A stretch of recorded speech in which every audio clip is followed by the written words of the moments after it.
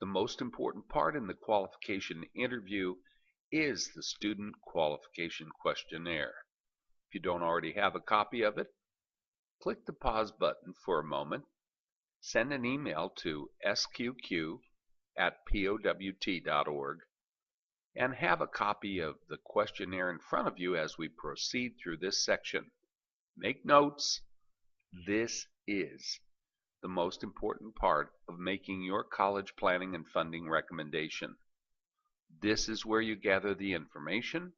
This is where the student provides you details of their goals and dreams for the college selection process.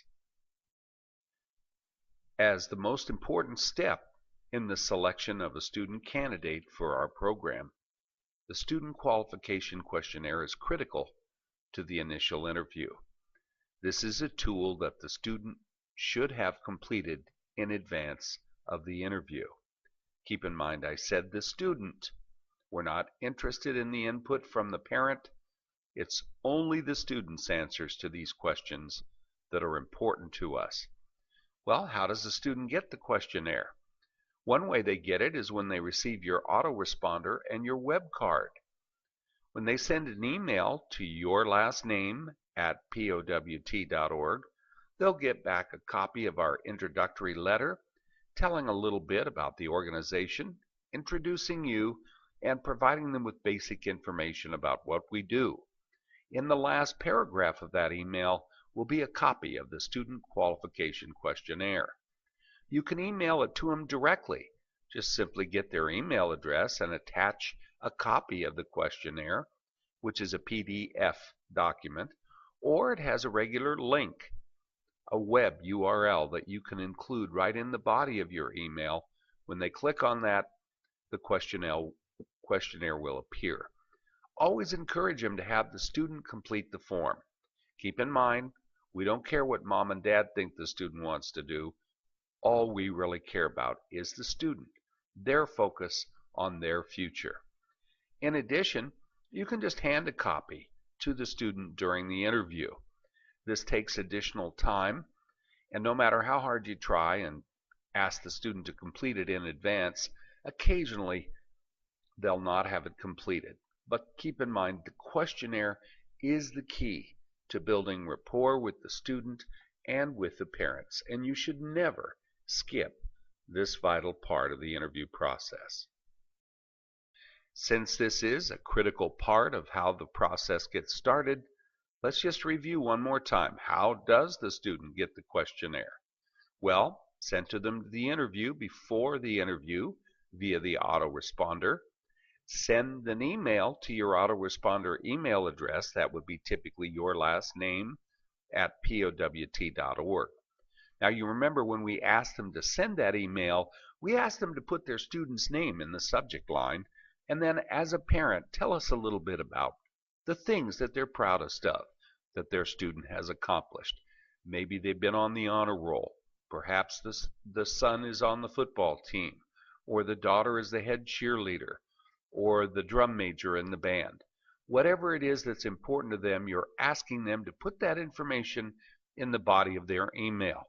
Keep in mind, the more information they provide, the more focused they are and supportive of their student. Make sure they put the student's name in the subject line. This will give you a way to gather that information, because keep in mind, when we send you the registry list, we're sending you the name of the parent. Confidentiality issues, and just the fact that parents don't particularly care to have strangers calling their home asking about a student by name, that makes them paranoid and concerned about how you got their name, who you are, where'd you get the information. You don't need that to start your conversation. So just simply ask them, put their student's name in the subject line, and then in the body of the email, tell me briefly about your student's qualities that make you proud of them. As you get more information from the family, you'll find some people will provide you with a lot of details. Some will be a bit aloof, standoffish, and are reluctant to provide you with the information. Keep in mind, this initial telephone call when you're visiting with the family is where you begin building your rapport. And as you get ready to wind up the telephone call, just ask them this question. Oh, by the way, what email address will your email be coming from? I'll make a note in my address book and whitelist your name so that it doesn't end up in my spam folder. Usually using this approach where you've spent a little time with them on the phone, talked a little bit about their student, what grade they're in, how they're doing in school, where they'd like to go to college and what they'd like to study. This will lay the foundation for them being willing to share their email address with you. Since it's important that the student questionnaire is a key part of the initial interview, let's talk a little bit about how they get it. Recall we said you could email it directly to the student or to the parents. If in fact you do that, make a point of making certain that it's the student that completes it. We're not interested in mom's thoughts. We're not interested in dad's opinion.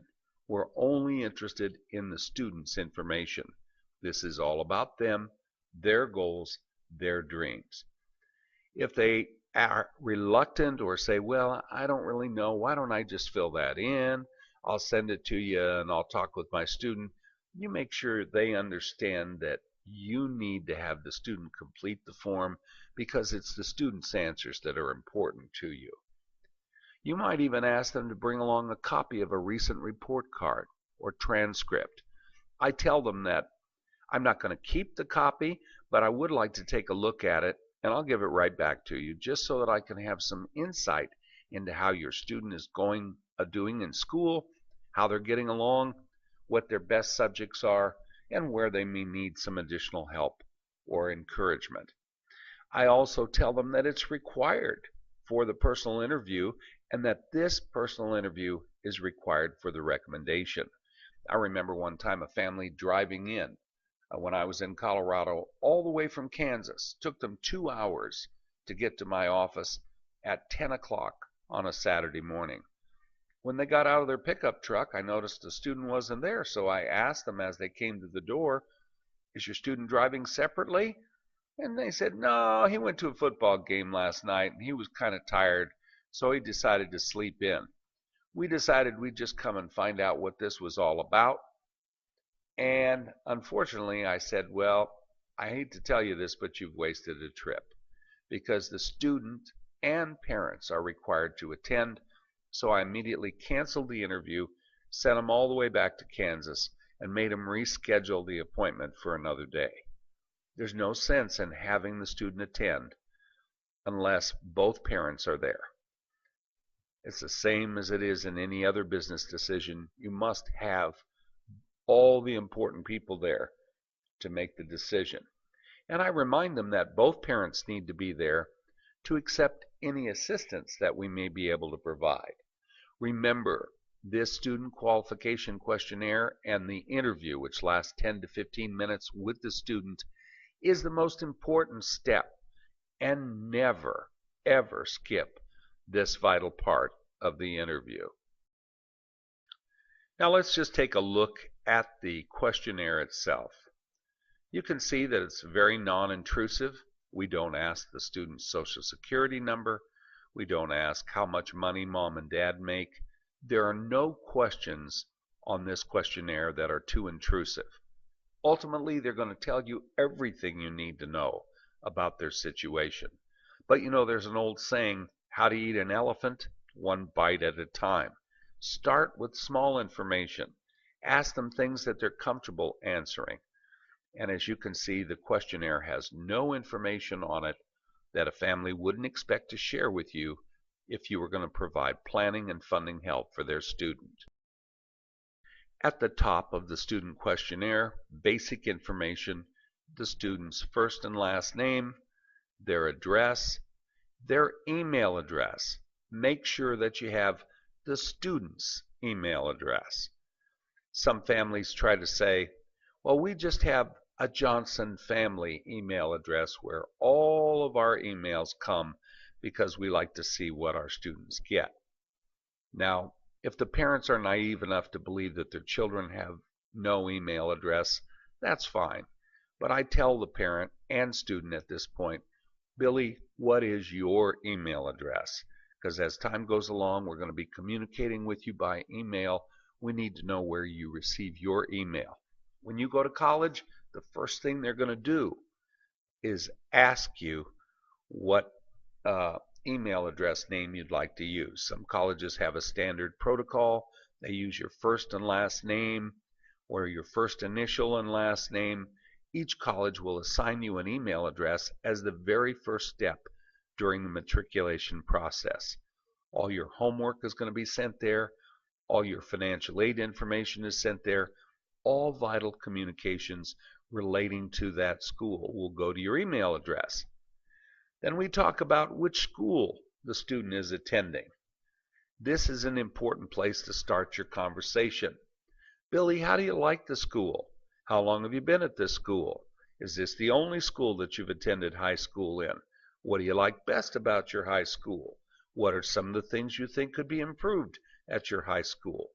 What would you like to see from your high school in the future? Here's where I draw from the student, get them talking to me. Keep in mind, this is all they know about is their school. So make sure they give you feedback. We're not interested in how humble they are. And if they don't talk to you or just answer yes sir, no sir, stop the interview and explain to them how important it is for them to talk to you. I say, have you ever seen Jay Leno on TV? When he's asking questions of someone, if they don't answer with an elaborate answer that expands and is interesting to listen to, after the next commercial break, that person's sitting on down the couch. But you get somebody on there like Robin Williams. Jay Leno says, "Hey, Robin, how's it been going since the last time we visited?" And he doesn't stop talking the rest of the show. Jumping up on the couch, dancing around on the stage, going out in the audience. This is interesting and entertaining. So I want the student to know, I only have a short time to get to know you.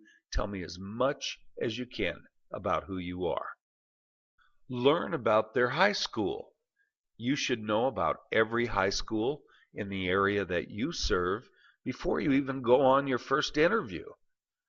Look on the internet, find that school's web page, and go in and learn more about the school. What's their mascot? How's their football or basketball season doing? What are some of the pet projects at that school? Who's the principal? And, of course, who are the counselors? This is a great place for you to learn about what amount of time they have spent with their high school counselor. And sometimes I ask the student, I say, "Who is your high school counselor, Jimmy?" And they'll tell me. Sometimes they know. And about half the time, believe it or not, even as a sophomore, junior, or even a senior in high school, they have no idea who their counselor is. It tells you a lot about how much time they've been spending. I often ask the student, I say, "Now let me ask you, Jimmy, has your high school counselor, Mrs. Brown, been over here to visit with you and your parents about your college planning? How many hours have you spent with Mrs. Brown on the process of planning and funding college?" And of course, this will give you a lot of insight about their opinion, the student's opinion of their high school counselor. Here again, I'm not trying to be a critic or in any way take away from the tough job the counselor has. I'm just trying to find out how much help do they get from their high school counselor when it comes to planning and funding college.